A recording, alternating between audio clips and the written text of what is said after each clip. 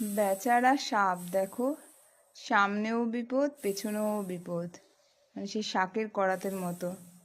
সামনে কাকটা সাপটাকে ছোবল মারছে, মানে ঠোকরানোর চেষ্টা করছে, ছোবল না সরি। আর দেখো পেছন দিক দিয়ে আবার বেজিটা আসছে, এসে সাপটাকে খাওয়ার চেষ্টা করছে। বেচারা সাপটা যে কোন দিকে যাবে ভেবে পাচ্ছে না।